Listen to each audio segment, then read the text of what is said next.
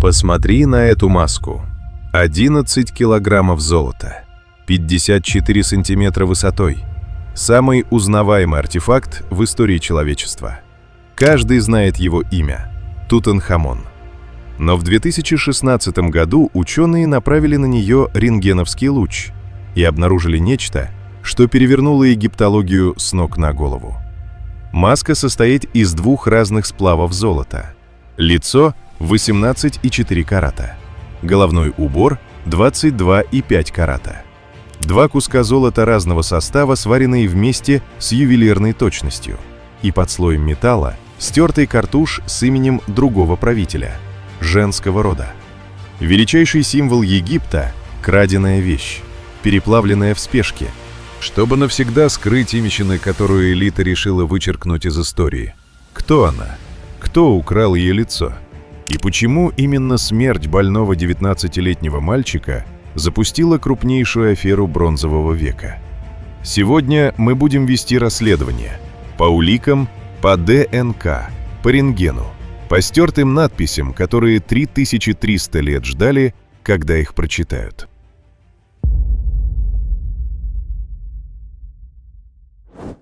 Ноябрь 1922 года. Долина царей, Египет. Британский археолог Говард Картер стоит перед замурованной дверью.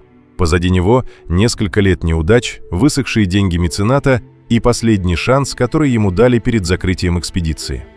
Он проделывает небольшое отверстие в верхнем левом углу двери, вставляет железный щуп, проверить, нет ли токсичных газов, зажигает свечу и медленно подносит ее к темноте. Стоящий рядом лорд Карнарвон не выдерживает, спрашивает: «Вы что-нибудь видите?» Картер молчит несколько секунд, потом произносит фразу, которая войдет в историю. «Да, удивительные вещи». Из мрака выступают две черные статуи с золотыми посохами, перевернутые колесницы, сундуки, ложа с головами зверей. Все это мерцает в свете одной свечи. Но вот что странно, гробница слишком маленькая. Для фараона, правившего страной, катастрофически маленькая. Она явно не строилась как царская усыпальница. 4 тесные комнаты, наспех расширенные, наспех расписанные. Стены – единственный зал из 4, где живопись вообще присутствует. Это погребальная камера. Остальное – необработанный камень. Египтологи десятилетиями задавались вопросом, почему фараон похоронен в склепе уровня знатного вельможи. Ответ придет намного позже, и он окажется частью преступления. Но сначала, кто такой этот мальчик?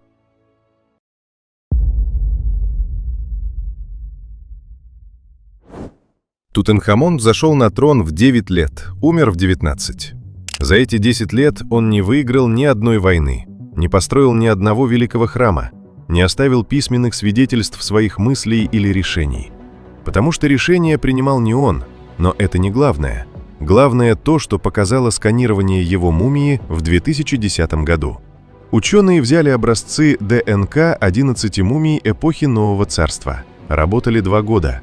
Результаты опубликовали в самом авторитетном медицинском журнале мира – JAMA. Картина оказалась безжалостной. Тутанхамон был продуктом братско-сестринского инцеста. Его отец Эхнатон был женат на собственной сестре. Накопленные генетические ошибки ударили по мальчику со всей силой. Он страдал болезнью Кёллера 2 типа. Это аваскулярный некроз кости стопы. 2-я и 3-я плюсневые кости левой ноги разрушались изнутри, без кровоснабжения ткань умирает. Боль хроническая, невыносимая. Он не мог нормально ходить. В гробнице нашли 130 тростей и посохов.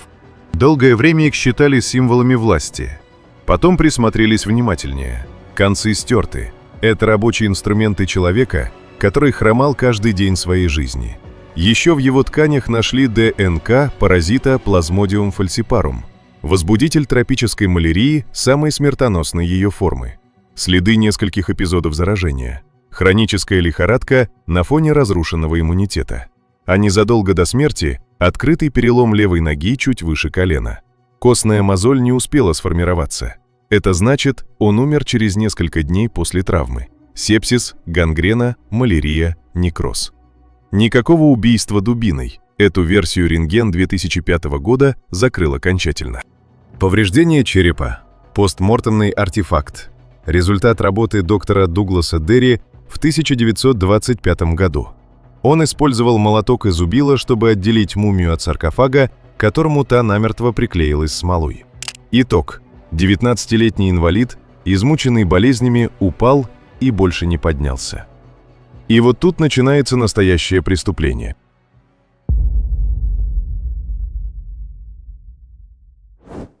Пока Тутанхамон лежал умирающим, у власти уже стояли двое мужчин. Визирь Эйе, пожилой, хитрый, родственник Нефертити. Генерал Харимхеп, командующий армией, человек, контролировавший каждую границу Египта. У них было 70 дней. Именно столько длится процесс мумификации по египетскому канону. 70 дней, чтобы подготовить похороны фараона. И ни одного готового предмета погребального инвентаря, потому что никто не ждал, что 19-летний мальчик умрет так внезапно. Но у них было кое-что другое – готовое погребальное снаряжение женщины-фараона, которая правила Египтом до Тутанхамона. Ее имя – Нефер-Нефруатон. Большинство исследователей сегодня идентифицируют ее с Нефертити, великой супругой Эхнатона, той самой, чей бюст в Берлинском музее стал символом красоты древнего мира. После смерти мужа она правила самостоятельно, как минимум 3 года. Это доказывает и эротическое граффити писца Паваха из Фиванской гробницы. Датировано 3-м годом правления, в надписи прямо указано ее тронное имя. Но когда Тутанхамон умер, ее наследие исчезло. Британский египтолог Николас Ривз провел анализ высокоточных трехмерных сканов золотой маски. Под именем Тутанхамона на маске обнаружен стертый, но читаемый картуш. Текст гласит: «Возлюбленная Неферхиперуры». Неферхиперура – тронное имя Эхнатона. Это специфический женский эпитет. Мужской правитель никогда бы не использовал такую формулировку. Маска была создана для женщины. Дальше больше. 4 золотых канопических саркофага, в которых хранились внутренние органы Тутанхамона. На внутренней стороне одного из них, у правого плеча, исследователи обнаружили частично стертую надпись. Оригинальный картуш содержит эпитет «Нефер-Нефруатон», полезная для своего супруга. По-египетски «Акет-эн-хес». Ни один правящий фараон-мужчина никогда не включал в свой картуш фразу о полезности для супруга. Это маркер женского пола. Стопроцентное эпиграфическое доказательство – канопы принадлежали ей. Но и это еще не все. Среди сокровищ гробницы – деревянная позолоченная статуэтка фараона на черной пантере. Официально это Тутанхамон, но пропорции фигуры не соответствуют подростковому мужскому телу от слова совсем. Выраженная грудь, широкие бедра, округлый живот. Картуш на статуэтке переписан поверх предыдущего имени. Египтолог Кейтлин Куни доказала, практика переработки погребального инвентаря в период экономического кризиса конца XVIII династии была нормой. Имена стирались, артефакты присваивались. По оценкам Ривза, до 80% основного погребального снаряжения Тутанхамона изначально проектировалось для Нефер-Нефруатон. То, что весь мир видит в музеях под именем Тутанхамон, это в большинстве своем ее вещи. Эйе и Харимхеп убили 2 зайцев одним выстрелом. Они обеспечили фараону роскошные похороны в срок. И навсегда похоронили во мраке чужой гробницы имя женщины, которая правила страной.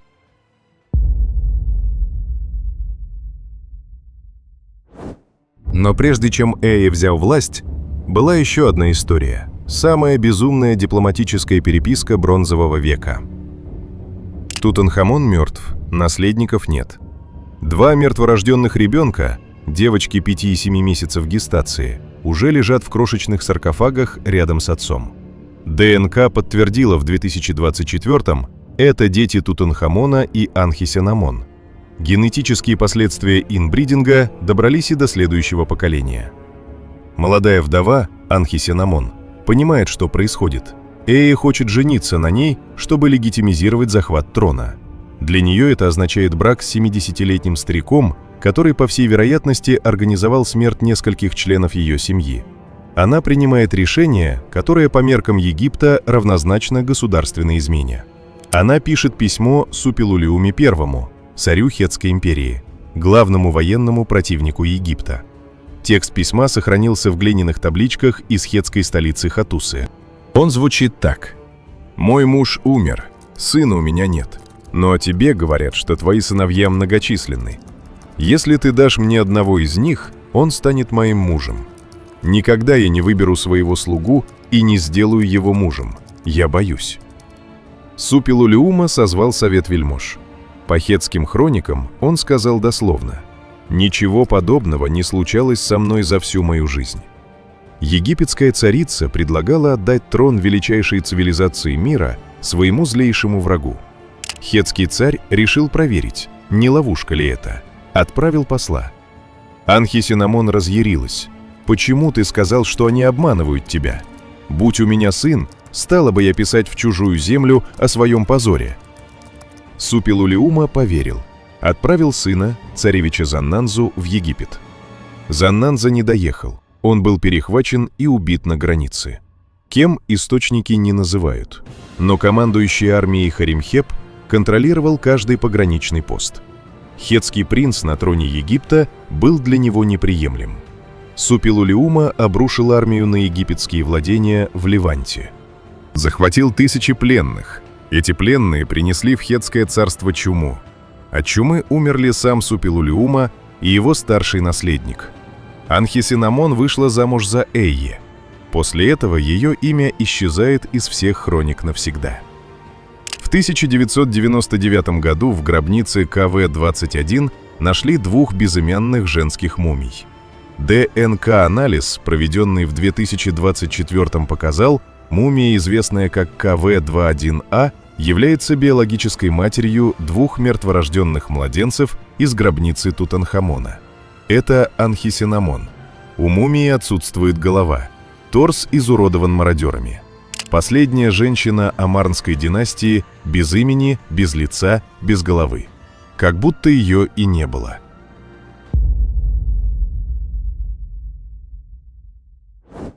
Говард Картер умер в 1939 году, одиноким, в квартире в Кенсингтоне с прогрессирующим алкоголизмом.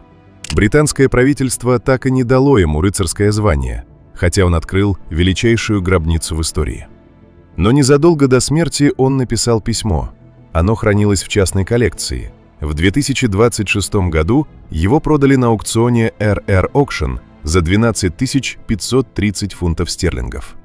В письме Картер с неприкрытым сарказмом комментирует смерть журналиста Артура Уэйгала и объясняет, откуда взялось проклятие фараонов. Он пишет дословно: «Его смерть – это истинное благословение. Проклятие Тутанхамона было его личным изобретением». Схема была простой. Лорд Карнарвон продал эксклюзивные права на освещение раскопок газете The Times. Другие издания оказались отрезаны от информации. Уэйгал, нанятый Daily Mail, придумал проклятие, чтобы компенсировать отсутствие реальных фактов. В гробнице не было найдено ни одной надписи с проклятием. Ни одной. Смерть лорда Карнарвона в апреле 1923 года.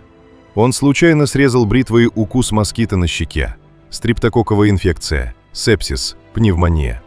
Статистика добивает миф окончательно.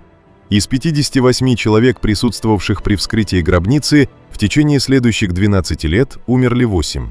Средний возраст смерти участников раскопок – 73 года, выше среднестатистической нормы для европейцев того времени. Проклятие – это ранний кликбейт, первый в истории медиавирус. И последнее. В 2015 году Ривз заявил, за северной стеной гробницы скрыты замурованные комнаты, где лежит Нефертити. Мировая пресса взорвалась. Египет объявил о скором открытии века. В 2018-м 3 независимые команды геофизиков провели радарное сканирование. Политехнический университет Турина. Геостудии Асте. 3D геоимиджинг. Никаких пустот, никаких скрытых комнат. Только естественные геологические трещины в известняке. Гробница всегда была просто тесным склепом, наспех расширенным, потому что никто не планировал хоронить здесь фараона.